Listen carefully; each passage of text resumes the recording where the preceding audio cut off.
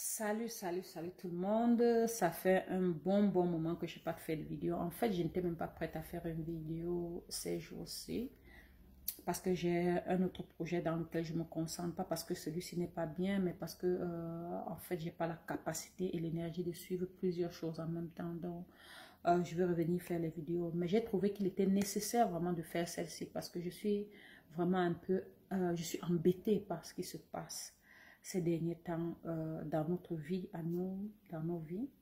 On a beaucoup de décès, beaucoup d'énormes décès des jeunes personnes. On sait qu'il y a beaucoup d'autres facteurs qui sont déjà des éléments qui font en sorte que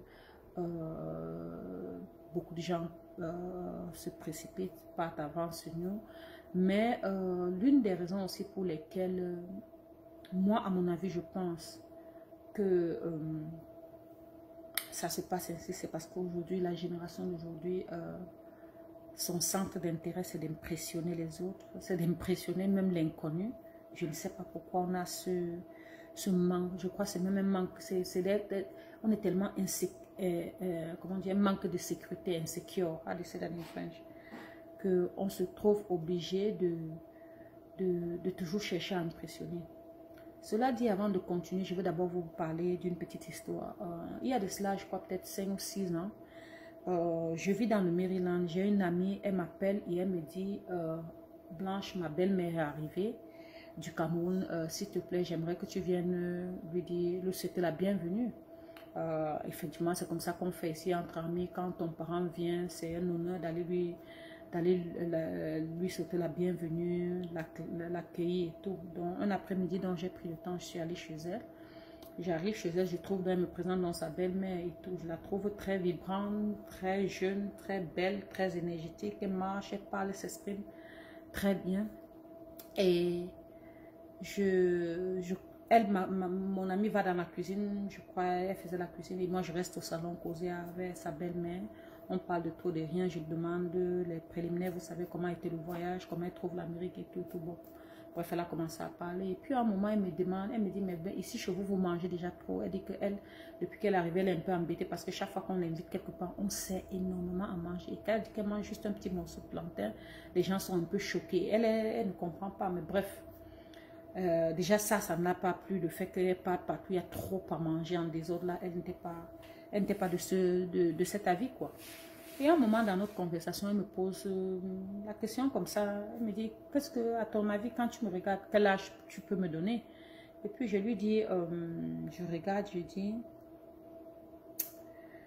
je vois le mari de ma copine, je me dis là dans les 52 ans, donc sinon maman à l'époque elle accouchait dans les 14-16 ans, je lui dis bon 68 ans, 70 ans maximum. Mais comme elle est tellement jeune et très belle, j'ai dit 68 ans, elle a éclaté de rire. Elle me dit devine encore, je dis 70, 72, elle rit encore. Et puis elle rit, elle dit non, avant que mon mari ne meure, lui et moi on avait déjà fait presque 60 ans, on avait fait 60 ans de mariage. Donc ça veut dire que si tu dis 70, ça veut dire que je me suis mariée à 10 ans, je dis non. Et puis elle me dit, ma fille, j'ai 88 ans. Je tombais, ça fait que à la renverse, je n'arrivais pas à croire que la maman qui était devant moi, en fait pas parce qu'il n'y a pas les mamans de 88 ans qui sont aussi bien gardées, mais elle était tellement éloquente, tellement vibrante, elle marchait sur ses pieds, tellement réfléchie et tellement belle honnêtement. Et tout. Et puis j'étais émerveillée par tout ce que je voyais là. Et puis elle me dit, en fait, je lui ai même dit, tu as de la chance vraiment d'être à cet âge. Elle me dit, non, c'est pas de la chance, c'est un choix de vie. Je lui demande, un choix de vie, vous savez comment c'est? Elle me dit, je t'ai parlé tout à l'heure de la nourriture, partout où je vais, on me sert trop de nourriture. Elle me dit, votre génération aujourd'hui a perdu la route, vous ne savez pas vraiment ce que vous voulez. Et c'est pour ça que ce qui arrive est en train d'arriver. Elle me dit, moi par contre, j'ai même déjà perdu 4 enfants.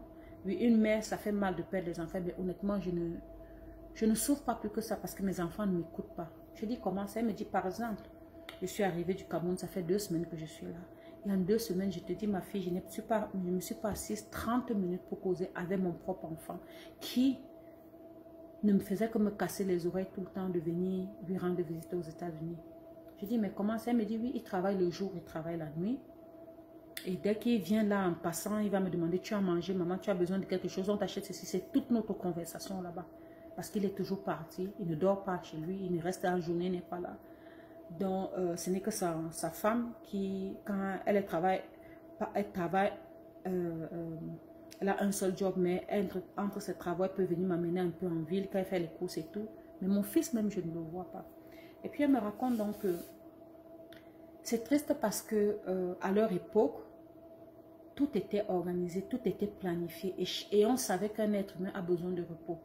Elle me dit à l'époque, par exemple, chez eux, quand ils allaient au champ, les femmes allaient au champ très tôt le matin, 6h, 5h30.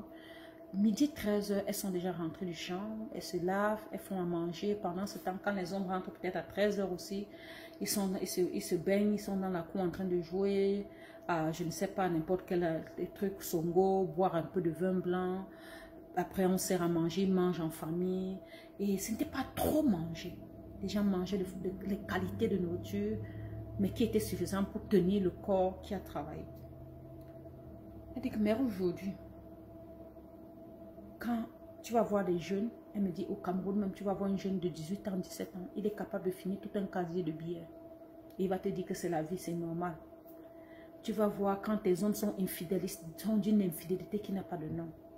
Ils font, quand si c'est faire du sexe, ils font du sexe en désordre et d'une façon exorbitante. Et elle m'a donné tellement d'exemples. Elle dit, tout ce que vous faites aujourd'hui, c'est avec exagération. Regarde mon fils, il travaille. Qui a dit qu'il faut travailler 2 jobs? Il peut travailler un job et s'organiser sur les 1 job. Il se met la pression, pourquoi? Et elle m'a cité beaucoup, dont on a parlé de plein d'autres exemples. Et je me rends compte qu'elle a raison. Parce que même le dernier mois, on a perdu un jeune ici de, je crois, 29 ans. On dit qu'il avait, c'est quel genre de voiture et tout et tout. Et après son deuil, pour ceux qui sont allés à ses réveiller, on dit que sa femme dit qu'il ne dormait pas, il travaillait presque 24 heures sur 24 pour acheter ou c'est la Ferrari ou c'est la Bentley. Pour impressionner qui? Pour impressionner qui? Ça ne veut pas dire que je suis contre les gens qui travaillent dur. Non. Il faut travailler intelligemment dur pour ne pas user son corps, pour ne pas abuser son corps. Je prends toujours cette analogie avec peut-être la voiture. C'est peut-être du fer, mais c'est plus ou moins la même chose. Si tu roules avec une voiture et que tu ne nettoies pas, tu ne changes, vidanges pas, tu ne remets pas les nouveaux freins, tu ne fais pas, bref, tu ne fais pas la maintenance de ta voiture, la voiture va se griller et va tomber complètement capote. C'est comme l'être humain. Si tu ne te ressources pas, si tu ne sais pas qu'il y a un temps pour travailler, un temps pour se reposer, si tu ne sais pas qu'il y a un temps, il y a même des façons de manger, quoi manger.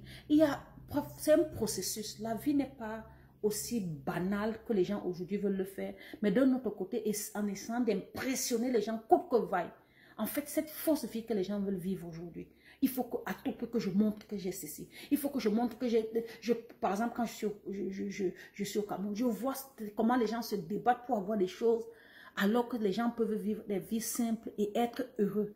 Mais les vies qu'ils essaient de vivre là où ils ne sont même pas heureux, mais parce que c'est le candidaton. Cette maman-là m'a regardé, j'ai regardé cette maman ce jour-là et elle m'a dit, ma fille, je suis fatiguée. Comme je te parle là, je ne vais plus mettre long, moi je vais rentrer. Parce que je ne suis fatiguée de ne pas voir mon fils. Je suis donc venue aussi faire quoi? Je ne suis pas venue là, regarder sa maison, regarder la télé. J'ai mieux à faire au Cameroun. J'ai ma maison aussi, j'ai mes amis. Je peux faire ça. Mais si je suis venue aux États-Unis et que je ne peux pas m'asseoir 30 minutes, parler avec mon propre enfant, il faut le faire. Tu vois, en fait, cette vidéo, c'était seulement pour une levée de conscience. Je ne sais pas ce que le monde devient, mais en fait, c'est devenu très, très, très ridicule de voir en sorte que les gens se tuent à petit feu au nom de je veux avoir ou au nom de il faut que je fasse plus que tel. Parce qu'en fait, c'est des compétitions négatives que les gens sont en train de faire aujourd'hui qui les amènent rapidement à leur mot. Moi, je ne crois pas qu'on dit que c'était leur temps, ils ont été appelés par je ne sais pas quel Dieu, je ne sais pas trop quoi, moi je ne pense pas. Je sais, il y a les morts naturels, il y a les morts, c'est que vraiment tu as fait ta vie, c'est ton temps, oui. Mais beaucoup de jeunes aujourd'hui meurent parce qu'ils en abusent, parce qu'ils vont au-delà de ce qui devrait aller. Ils font plus qu'il n'en faut. C'est gagner à tout prix, à tous les prix. Même au prix de sa propre santé, au prix de son propre... Je ne sais pas. Est-ce qu'on peut revoir ça? Est-ce qu'on peut revoir? Parce que ça fait mal. À la fin de la journée, tout le temps, on t'envoie des annonces ou des jeunes personnes. Mais tu te poses des questions. Mais quand tu veux leur parler, comme elle dit, personne ne veut écouter. Oh, c'est ce que je veux faire. Il faut que je fasse ceci. Il faut que j'ai ceci. Il faut... Oui, nous tous, on veut ces belles choses. Mais ce n'est pas toujours ces belles choses qui nous rendent heureux.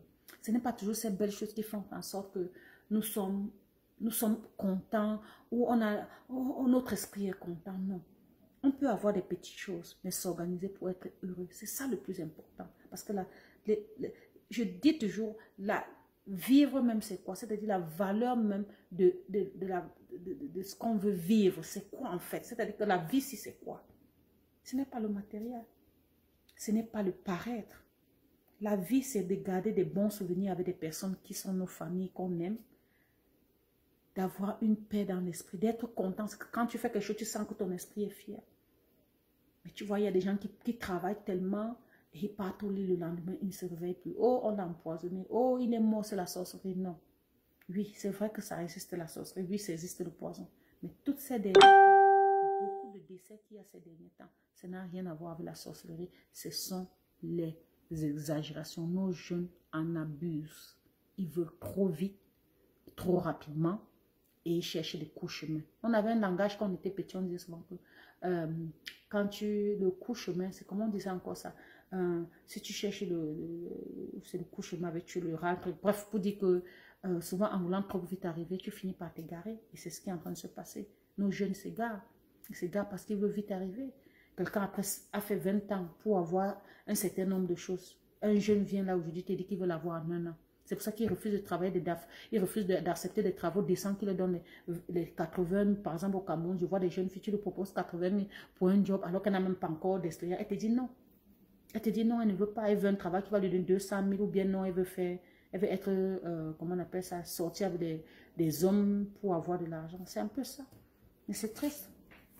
Qu'est-ce qu'il faut faire pour arrêter ce carnage?